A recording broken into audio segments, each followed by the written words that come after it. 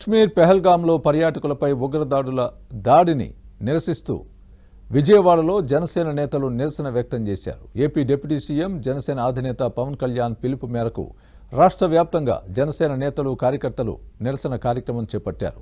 విజయవాడలో మంత్రి నాదెండ్ల మనోహర్ ఆధ్వర్యంలో జనసేన నేతలు కార్యకర్తలు మానవహారం నిర్వహించారు.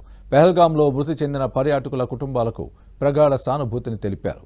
ఉగ్రవాదం నశించాలంటూ జనసేన నేతలు నినాదాలు చేశారు.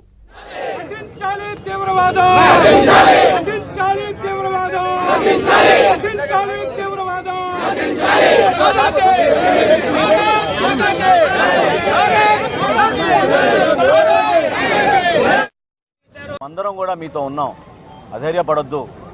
దేశమంతా ముక్త కంఠంతో ఉగ్రవాదాన్ని అణిచివేసే విధంగా మనం కలిసి ముందుకెళ్ళాలి అనే ఆలోచన పవన్ కళ్యాణ్ గారికి ఎప్పటి నుంచో మా అందరికీ కూడా చెప్తానే ఉన్నారు.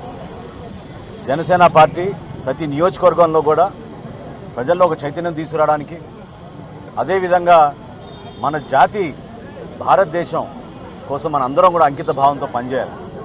ముందు మన దేశం, తర్వాత మన రాష్ట్రం, దాని తర్వాతే మనం అందరం. ఎటువంటి హత్యలు జరగవని చెప్పి